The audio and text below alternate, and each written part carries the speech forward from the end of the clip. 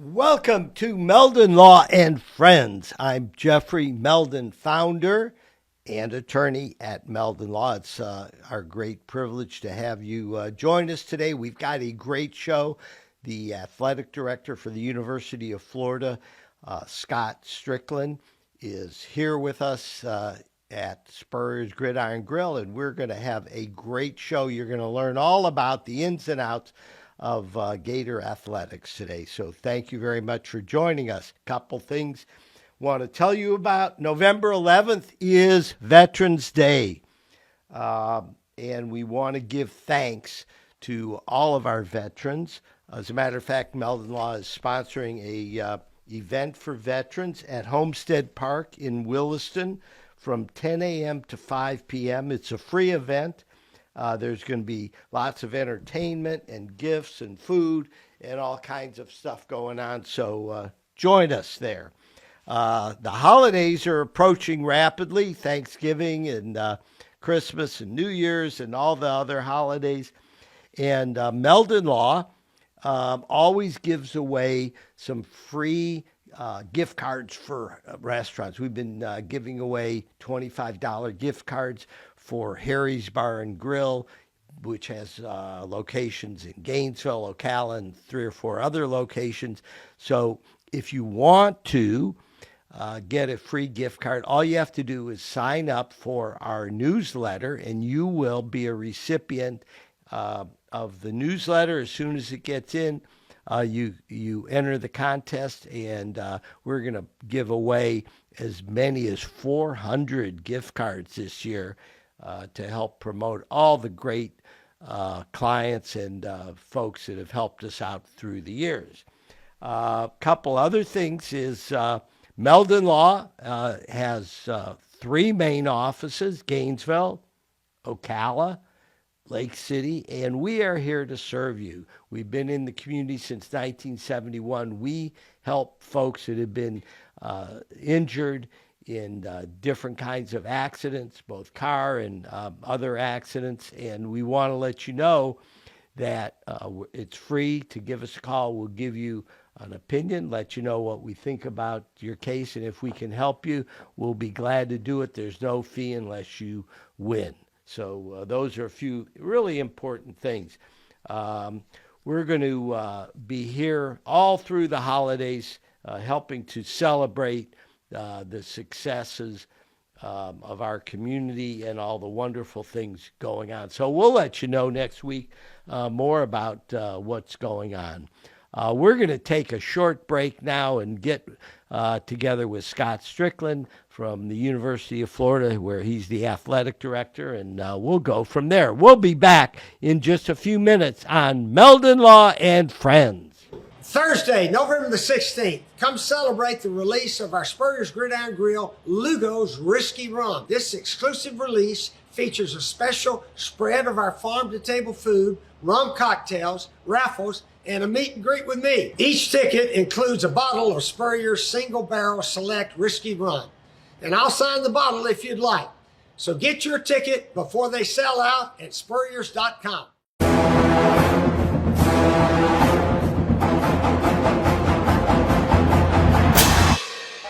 Jeffrey, what are you doing? Well, I'm joining the band, of course. Since Meldon Law is the official law firm partner of the Florida Gators, I want to help. Dad, we're litigators. Let's stick to helping people in the courtroom. Well, can we still hang out and jam a little bit? At Meldon Law, we won't back down. I was going down a one-way street and a girl that was driving her car T-boned me on my scooter. I ended up going for an MRI and discovering that I had 2 herniated discs. Coming to Cary allowed me to not have to worry about what doctor I was going to see or what physical therapist I had to go to. They say, these are the people we trust. You're going to have a great experience there. And I honestly did each time. Call Meldon Law. Your consultation is absolutely free. I was driving behind a lady, and very suddenly she moved out of the way. There was a log laying in the road, and when I hit my brakes, I went on top of the log. I had 2 herniated discs. I just haven't been the same since. Jeffrey Meldon fought for me all the way. Him and his team really went there for me. Throughout the whole lawsuit, he made sure that my bills was paid. It was never no whenever I called him and asked him for something. Call Meldon Law right now. And I was in an accident. Someone ran a red light and hit me, and I was hurt. You don't know where to turn. Luckily, I called Jeffrey. These big insurance companies, they don't want you to win. They truly don't. But Jeffrey and his firm and the people that work here, they just really fight for you.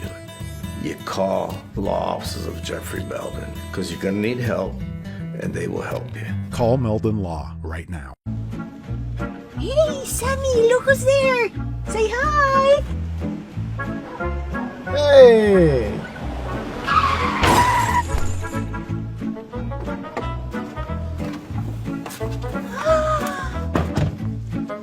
You again. Meldon Law, Jeffrey speaking. Somebody else. Here we go again. Welcome to Meldon Law and Friends. We've got a special guest for us today. We're here at Spurrier's Gridiron Grill, and what better guest to have than Scott Stricklin, the athletic director at the University of Florida. How are you doing today, Scott? Great, Jeffrey. Thanks for having me. It's good to be with you and have a little time to visit and talk about the Gators and everything University of Florida, right? Yeah, so we're here at Spurrier's. What has having Spurrier's Gridiron Grill meant to you as athletic director and to the recruiting and the program and everything else? Well, it's been a tremendous asset to the community, really. And certainly anytime something's good for the community, it impacts the University of Florida and our athletic department in a really positive way. And so, got to give a lot of credit to everyone who's behind it, Coach Spurrier and Freddie and everybody who's been so instrumental in making this place a reality. But you mentioned recruits. Our coaches and across all of our sports end up utilizing Spurrier's for a lot of their dinners with recruits when they're in campus. And just visitors to Gainesville in general, they love coming to Spurrier's. And the restaurant's so well done. There's the history, the presentation of all Coach Spurrier's memorabilia, and just the story it tells. It's a special place. So it's a pleasure to be here with you. Yeah, I mean, I've been really excited because I know that Spurrier's legendary for Gators. And what I heard was when the 18, 19-year-old kids, the recruits come here, 17 years old, right? A lot of times they come with their mother, father, grandparents and stuff. And when Spurrier shows up, the grandparents know who he is. Sure. The parents know who Spurrier. The kids have maybe heard the name, but they don't. Right. They don't know. But Yeah, he certainly he resonates with football fans from several generations. that's for sure. You know, it's interesting because from when he came here in 1990 until when Urban Meyer left in 2010, for 20 years, the Gator athletic program was just absolutely amazing. Yeah, had a great run. Coach Spurrier for a dozen years, unprecedented success, not just for the University of Florida, really for the SEC, and led the Gators to 6 SEC titles. Of course, the '96 national championship, and then Coach Meyer had a 6-year run in there with the 2 national titles and the 2 SEC titles, and that was you layer that on top of what Billy Donovan did in the sport of men's basketball, and it was that 06, 07, 08 period was pretty magical for the Gators. Yeah. I mean, we're definitely title town during that time. Everybody was wondering what our secret sauce was and stuff like that. So you are the athletic director for the University of Florida. You took over from Jeremy Foley, who I've known Jeremy for probably 40 years, right? Now, Jeremy was as good an athletic director as there was in the whole country. Absolutely. Right? No question. I mean, he probably could have been the SEC commissioner if he wanted to and all that, but I think after banging his head trying to solve problems for 40 years, he decided he was going to take a retirement, which he deserved. But what was it like for you trying to follow a legend like Jeremy Foley? Well, it was, more good than not. And, obviously anytime you replace someone like Jeremy, it's a cast a long shadow. He's a unique individual. His intelligence, his leadership ability, obviously the success the Gators had, all speak, as a credit to him. But the other great thing about that is you're not stepping into a place where you're having to start everything from scratch, right? Obviously, Jeremy left a really good athletic program, highly functioning, and so that you would much rather walk into that situation than the alternative. And because having been in the SEC myself for a long time at various schools, I developed a relationship with Jeremy long before I came to the University of Florida. So it was a huge honor to because of the respect I have for him as a friend, as a colleague, to have the opportunity to be the person that followed him here at the University of Florida. And everyone points to the trophies and the championships. Gators, have been fortunate. We continue to have had a lot of success, a lot of championships across all the different sports. But Jeremy really created a really special culture in the UAA, and the kind of people he hired, the way they really cared about the Gators, were selfless in that devotion to making sure the UAA was cared for. And that's been the neatest part about being here and following him, is a chance to carry on that culture of putting people first, and whether it's the athletes, whether it's your staff, whether it's the fans, that's something that really is a hidden asset. People don't really focus on that, but if you work in the UAA, it becomes apparent really quickly how important that is, and that's a huge credit to Jeremy as well. So you were where, Mississippi State? Yes. And you were the assistant athletic director there? I was when I first, so I went to school there and I worked other places. I came back, I was assistant AD, and then became athletic director for the last 6.5 years I was there. So that's how you got to know Jeremy really well in that position. Right. Did you guys have meetings and you talk about how, what you can do to build the SEC together? Correct. So a lot of folks don't realize how successful the University of Florida athletic programs are. When I say, how many programs are there? So there's 21 teams. Mm-hmm. We have 12 women's teams and 9 men's programs. And it is remarkable the overall comprehensive nature, the amount of success the Gators have had. And just a great illustration of that, and I'm going to throw a number out, and people go, that's just a number, but I'm going to give you context that's pretty mind-blowing. University of Florida has won 262 Southeastern Conference team championships. So that just sounds like a number. The SEC's been around for 90 plus years, 262. To give you some context, the school that has the second most SEC team titles is more than 100 behind where the Gators total is. So it's pretty remarkable the dominance the Gators have had across all sports. And we last year, and it continues. That's not a historical thing. The most recently completed academic year, 22-23, the Gators had 6 SEC titles, more than any other school in the SEC. Already have one this year. Women's cross country won an SEC title just a couple weeks ago. So there's that is really remarkable. Then you layer in the national championships, of which there's 47, 2 last year in men's golf and men's outdoor track and field. Another 3 programs finished runner-up in the nation last year. Yeah, we had baseball and gymnastics. We were just a hair from winning. Right, and women's outdoor track as well was second. We had 7 of the 21 programs finished in the top 3 in the country a year ago. And then you have all the individual SEC title winners, individual national champions, Olympic medalists. It's pretty impressive the amount, the caliber of young people and coaches that the university attracts and we're able to work with. I was doing a little research about the best college athletic program, and I came across an article today for 2024, the best college athletic program. The University of Florida was ranked number 1, and they took a look at a lot of different aspects as far as the overall experience, and to be in that conversation at number one. They had LSU number 2, Alabama number 3, Clemson number 4, Oklahoma number 5, Connecticut, North Carolina. So some really good schools. Georgia number 9. I like that. I'd rather have them 9.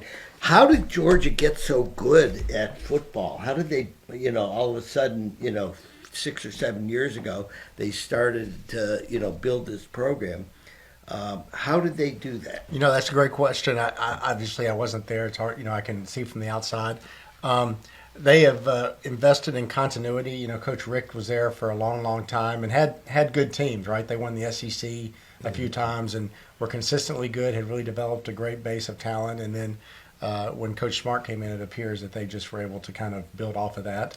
And it's one of the continuity I think is really important to all successful programs. And a great example on the Gator side is when Coach Spurrier was here, and you had that great continuity that he provided during the '90s. One of the challenges that I think we've had is we've had so many different head coaches in the last couple decades that it is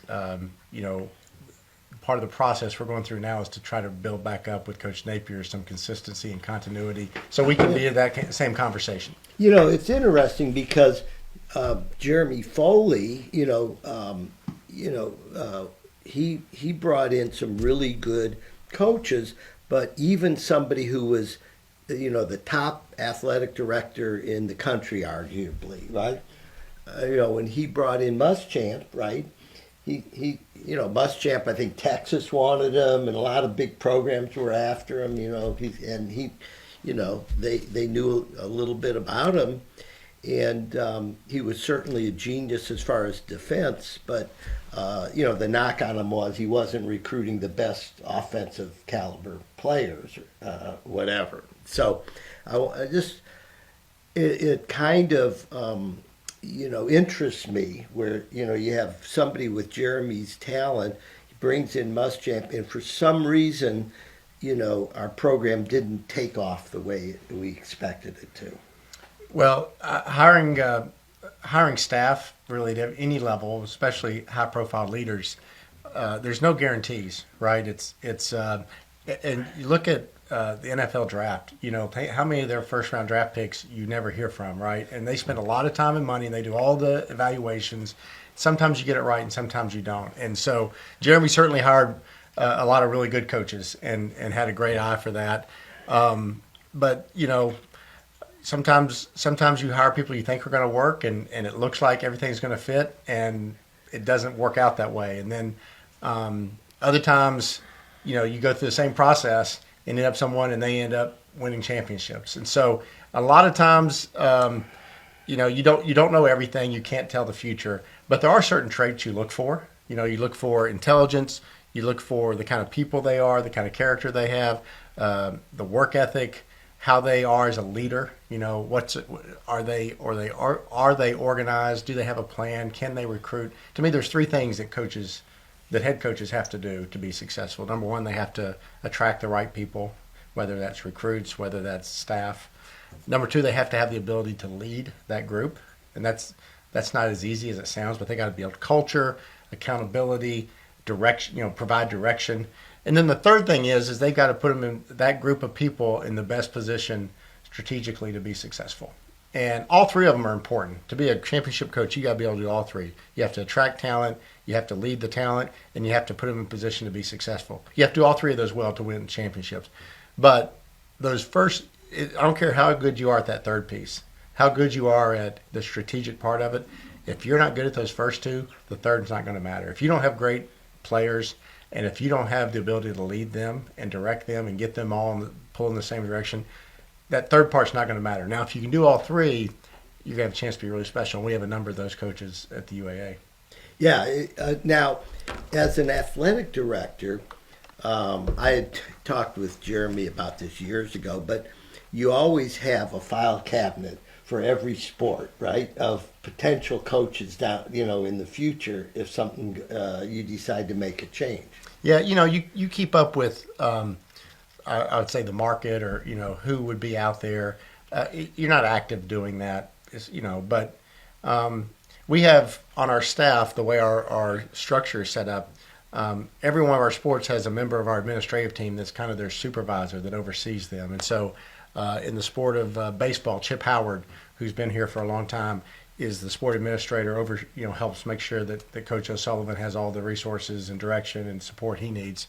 And we have somebody like that for every single sport. And there's if there's ever an opening in a certain sport, that sport administrator is going to be the first person I go to. Like, okay, you've been around this program, you've been around the sport, you've traveled with the team some, you've been to the postseason tournaments, you've watched who's good in the sport.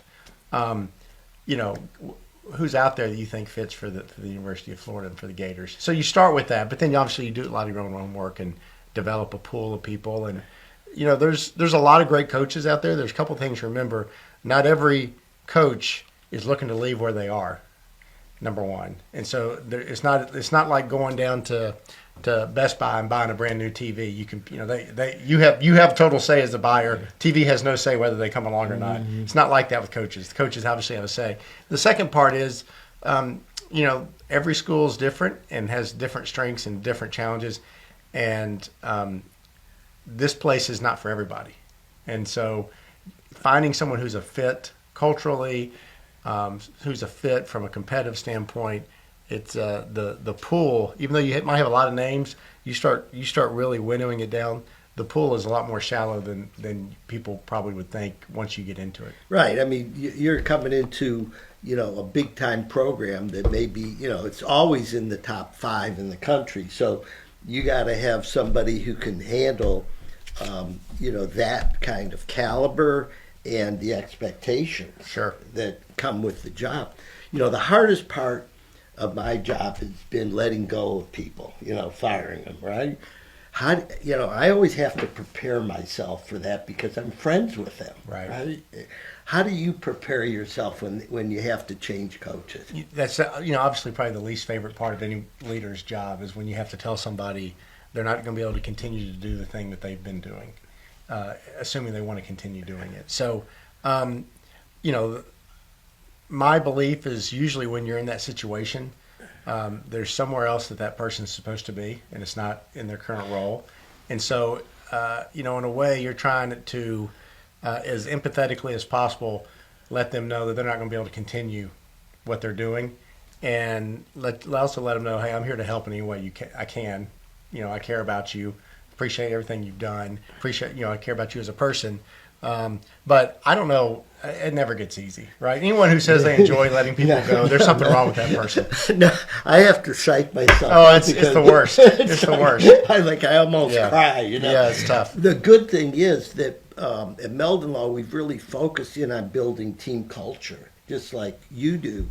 And everybody that we have to let go winds up getting picked up by somebody else really quickly because they know that they come from a law firm where we focus in on client experience and team culture and working together, and it's more than just a show up from 8:30 to 5 kind of a situation. Right. So that's made it easier for me over the years, knowing that they're going to land somewhere and that they're going to do just fine. And it's like, however, I was reading recently that if you tolerate mediocrity, then that's going to wind up being what your standard is. No question. And, culture is what you accept, right? Is another way I've heard that put, right? Mm-hmm. Whatever you accept, that becomes your culture. And the organization is going to settle in at the whatever the lowest standard is typically. Yeah. I just got a shirt this past weekend. I went up to a Florida leadership conference in Atlanta, and the shirt, it's a black shirt. It just said "Raise your standards." Okay, and I saw that, so I went and got one. I said, "Man, that's just wearing that around. It means to all of us, right? Sure. It's like so." Talking about leadership, what does leadership mean to you?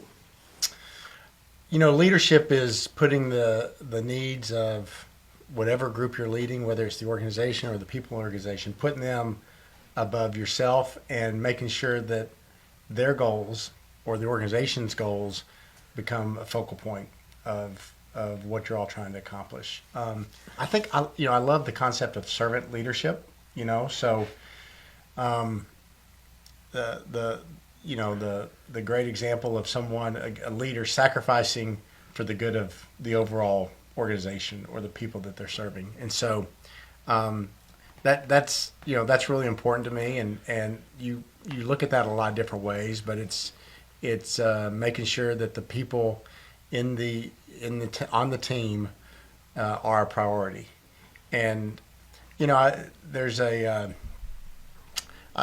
took a lot of marketing classes. I got a marketing degree in college, and there's this concept of two different types of marketing. There's services marketing and there's goods marketing. So you're in the service market industry, right? You're not selling widgets. You're selling a service. I think we do that in athletics as well. So when you're marketing a good, the only thing that matters is the quality of the actual good you're selling. And so you're totally focused on letting your audience know about the quality of that good. Mm-hmm. But when you're selling a service, when you're marketing a service, you are trying to tell the public, the external users, stakeholders, how good the service is, and you're selling them that. But the internal constituents, meaning the people on your team providing the service, you have to market to them just as hard as you do to the external user. Your internal constituents become just as important as your external constituents because they're the ones providing the service. And so whether it's someone in our ticket office, someone, our sports training staff, someone works for Gator Boosters, our coaches, anyone, they have to feel valued. They have to feel important as a part of the athletic association, because they're going to turn around and they're going to project the values of the athletic association to all the external user groups. So if you have a bunch of internal people who don't feel valued, who don't feel like they're being poured into, they're not going to do a very good job of selling what the University Athletic Association to all the recruits, the fans, everybody out there who are so important to making the enterprise successful. So I think a good leader pours into their people in a way that allows them to in turn go and make sure the association or the organization is represented as well as possible. So we recently had a vision day at Meldon Law where, we explained to everybody on the team. It was all hands on deck. Everybody had to be there. And we have about 30 people in the office. And we it's not the first time we've done it, but we had a lot of new employees, so we talked to them about what our vision was, and we also have our core values. And we tried to explain what our core values were, so that they integrate them within their day dealing with our clients. Because for us, what we determined was the client experience was the number one North Star for us. Right? If you can get the client experience right, then you're on to something. What do you do in the athletic department as far as, vision statement, core values, things like that? Well, we have a really simple mission statement, which is we want to provide a championship experience with integrity for the University of Florida. And so the championship experience is, you think of, that word championship is being used very purposeful there because we do want to win championships. But it's really about how you treat people. The championship experience, how are you treating people? How are you going about, are you working in every little part of your task with the expectation of excellence is the goal, right? So there's 6 core values: passion, integrity, teamwork,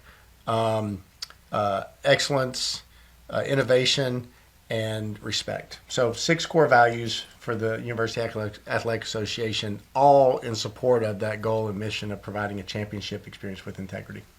Well, I'm glad to hear that, because I think any successful organization has to share their vision with the whole team in order for that team to, represent them. What do you think is going to happen with NIL? I know right now, it's new and people are trying to figure it out. What do you see going on with NIL and how it's changing the college landscape? Well, obviously it's allowing athletes the opportunity to earn benefits that in the past NCAA rules did not allow them to do. And so that's a positive right there. There's a lot of layers to it, and it all starts with the fact that college sports, we have a lot of different levels of sport in this country, right? College athletics is the only level of sport in America whose sole ability to fill our rosters is through recruiting. That's the only way you can fill your roster. So in the pro sports, they have a draft, right? Who else has a draft is Little League. But you think about Little League. They have a Little League. Coaches get together and they draft the players. I'm glad they didn't have a draft when I was in Little League. in high school or in elementary school or middle school or high school, a lot of times it's based on what neighborhood you live in or what school you go to. But in college sports, all we have is recruiting, and so that means we're constantly in sales mode. You and I talked about that earlier. We're constantly in sales mode. And when that is the environment, then anything that touches the enterprise is going to be weaponized for recruiting. And so that's where we are with NIL. Is we want, just like we want at the University of Florida, we want potential recruits to understand the value, the incredible value of that degree from the #1 public school in the country if they come to the University of Florida. We want them to understand they're going to have great facilities, great coaching, unbelievable support from a passionate fan base. So all that traditionally has been what people have focused on. But now you also have to make sure that they have really good opportunities in the name, image, and likeness space. And just like if we didn't have the degree wasn't strong, or if the coaching or the fan support or the facilities weren't good, it'd be hard. We wouldn't get the kind of athletes we want. In the same way, if we don't have the NIL opportunities for our athletes once they get here, not to be used during recruiting, but for us to demonstrate, hey, look at the current athletes, look at what they're experiencing. If that doesn't exist, then that's going to be a problem. So, as you know, we have a NIL group called Florida Victorious that's working hard to make sure that those opportunities exist, and we have a lot of Gator fans who have joined in on that endeavor to make that group as strong as possible. And it makes a difference. You talk to our current athletes, it makes a difference in their experience, and there's a lot of benefits to it. But there's no question it's a huge sea change from where we've been traditionally in college athletics. And for old timers like you and me, it takes a little while to get our minds around it. But, it's going to be important, and it might morph and change anytime you have something introduced into an industry. It can really be jarring, and I think we've all experienced that the last 28 months since NIL has been a thing. But I don't think it's going away. I think it's here to stay, and if the Gators are going to be good, we need to figure out how to be really good in this space. We, on our last podcast, Ryan from Florida Victorious was our guest here, and we were talking about what they're doing and how important it is. But it's reality. Correct. All right. So whether you can moan and groan about it and do that, or you can deal with reality. Exactly. All right. 100%. So my message to all you Gator fans out there is that there's lots of opportunities to help support the Gator program. Florida Victorious has put together a $96 a month donation, which supports the whole NIL experience and makes us able to be competitive.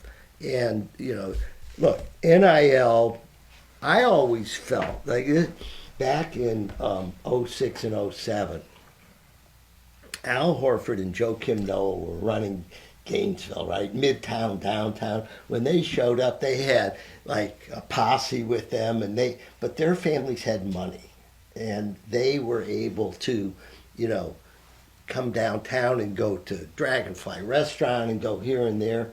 And, they really, were huge figures on campus. However, there were a lot of really good athletes who didn't have the financial backing from their families and didn't, they had resources from the university, but not in comparison to what some of the other kids came. Right. So I had always struggled with that, trying to figure out, this kid is a star athlete. He's generating a lot of revenue for the university. Is there some way that we could compensate the athletes so when they come here, they're kind of on a level playing field as far as the non-sports related activities, which include, you want to go out to a nice restaurant and hang out with friends, and you want to do the things that the other kids are doing. So when NIL came around, my thought was, well, this is going to be interesting because the NIL, at first it was the Wild West, right? Right. Well, and it does that. It kind of provides that opportunity for athletes in a way that they didn't have in the past to earn some money outside of being a student athlete. And, we have a lot of anecdotal stories about, there's one young man who is taking the money that he's earned from NIL, and because of that, his mom no longer has to work a second job, and now she's going back to nursing school to get her nursing degree. So there's a lot of really positive benefits that come from this, and if it's done well, if it's done right, it is a positive. And at the University of Florida, given the nature of how large Gator Nation is and how many people are so passionate about the University of Florida, there's a great opportunity there for it to be a strength for UF. I pulled this statistic out. University of Florida has the largest fan base in the SEC, 5.89 million fans. And that's for all the schools in the SEC. So Gator fans, we're the big dog. So, pony up at least $96 a month and help the Gators compete. And this is for all the programs because I know absolutely all the we have about 550 student athletes. I think right now Florida Victorious is working with close to half of them. But their goal, once they're fully funded and have all the support necessary, is to touch all 500 athletes across all 21 sports so that every Gator athlete has NIL opportunities. Yeah, I was just in Nashville last week, and I put together a mastermind group of law firms that are partners with sports teams. And my friend from Cleveland who does Ohio State was telling me that he put an NIL deal together with all the female basketball team. And every one of them got the same amount of money, and they used that opportunity to sponsor charities and to get involved. And they were actually doing things within the community and growing. And I thought, wow, that's what NIL should be.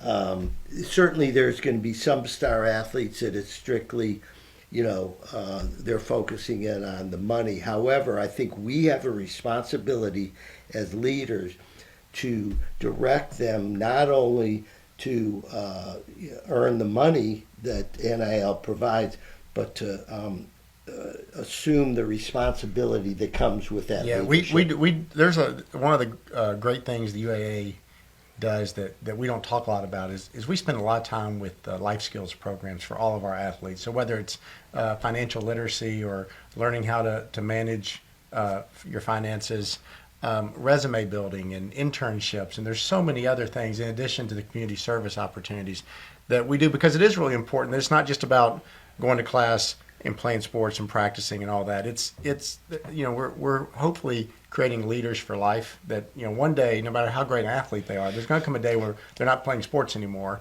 and we want each and every student athlete at the University of Florida to be prepared when that day comes. Yeah, I think that it's absolutely critical that you do that, and I want to thank you for having that. What do you think are the similarities between being an athletic director and a trial lawyer? Oh, wow. That's a great question. Since I know very little about what it's like to be a trial lawyer, you need to tell me what you think the similarities are. No, well, first of all, when we're in front of a jury, right, we're presenting our case and selling. Sure. And that's what you do. Right. It's like, 100%. Okay. Sales touches about every profession in life, whether you realize it or not. You're in sales mode. You're selling an idea. You're selling a product, a service, yourself, right? So Yeah. I would think I could totally see that being a similarity. One of the interesting things, I shared the book that Arnold Schwarzenegger wrote, and what he said was, you have to embrace selling no matter what you're doing. I go to my doctor and I talk to him and I say, well, doc, what do you think I should do? I want him to lay it out and present it to me in a way so that I feel like I've got a guy with confidence who's presenting the alternatives and giving me, the pros and cons and what to do and what he recommends. And in our profession, when we have a vision, athletic director, lawyer, whatever, it's our responsibility to present that vision in a compelling way. 100%. And I think that's well said. I totally agree, because there's a lot of planning that goes into it, a lot of studying. People probably think of you only when you're standing in front of the jury, but there's a lot of work that goes in before you get there, right? You've done a lot of pre-planning, a lot of preparation, and very similar from our respect from athletics. So there's a saying, see it, believe it, achieve it, and some would add, explain it. Okay, Right. So when you're creating a vision, what is it that you're trying to accomplish? Well, it depends on what the task is. If it's I'm trying to think of an example. If it's maybe it's something as simple as justifying a budget. That's a big part of what we do. Is we have a lot of resources, but we have to allocate those resources across all the different sports and how it's going to benefit the Gators through the year. And so we have a board of directors for the UAA that we have to go and explain that budget to. And so you're trying to explain the vision, the whys, and what the benefits is going to be, and why this is the budget that should be. When you're looking at a facility project that you're doing, Condren Ballpark, is a great example. Why do we need to build a new ballpark? You're explaining the benefits, the cost, how that cost is going to be accounted for, how we're going to pay for it, the benefit of what that new park could provide. And sometimes you're having to sell people on an idea that they don't really see clearly, and you're having to paint a word picture for them, right? You're talk about, for instance, we're going to have a place for families, and berms for students, and open concourse, and people can move around. The Adirondack chairs and food trucks in center field. We're going to create a different experience, and if people people's only experience prior was McKeithen Stadium, which for a long time served the Gators really well, but there were some limitations there, and so if that was their only experience, it was hard for them to understand how all this other stuff was going to, where it was going to be, and how it was going to benefit the program. But once you are successful in building the facility and people come out and see it, it's like, oh my goodness, it's trying to anticipate what the needs or what the opportunities may be, and then trying to convey some things like that people haven't seen yet. I want to congratulate you on that project, because we're blessed living in North Central Florida. We can go to all these Gator sports easily. The folks from out of town that are 3 or 4 hour drive, it's hard for them to come up for the non-football events, and folks don't realize it's a lot more than football and basketball here. Right. And so what I would do, my challenge to all of you listening and viewing this, is engage with the Gator sports. We have the #1 sports program in the country, in my opinion. We have great facilities. The athletes on the field are top-notch. We're competing in the SEC, which is the best conference in the country. And once you start going, you really get excited. You learn a little bit more about, who the baseball players are. I don't know if you know this, but I pride myself on going to more athletic events than any other Gator partner that's out Well, there. I see you at quite a few of them, so I think you're doing really well on that goal. Yeah, Jeffrey. so it's a win-win for me, right? Absolutely. It's like I'm having a blast. I get to go there. Meldon Law became the official law firm partner of the Gators about 3 years ago, and I have to thank you because I have had so much fun. I've been living in Gainesville since 1970, and the last 3 years have been more fun than any time. And a lot of it's due to the great work that you do at the University Athletic Association. So thank you very much, And Scott. thank you for that sponsorship. And it's I see the signs all over town and the ads and using the Gator marks and with your very clever ad team that you have that has obviously done a really good job. They put a lot of thought into what you do. So that's. It's a great platform, meaning the athletics is a great platform. Obviously, it's a great platform for educating young people. It's a great platform to have people engage with the university, whether they're alum or whether they just are fond of the Gators. And it's a great platform to let people know about great business partners in our community and throughout the state as well. Well, thank you very much, Scott Stricklin, for being on Meldon Law and Friends, and we look forward to having you back next year again. Thank you very much. My pleasure. Thanks for having me. Okay, you're very welcome. We'll see you later on Meldon Law and Friends. Go Gators.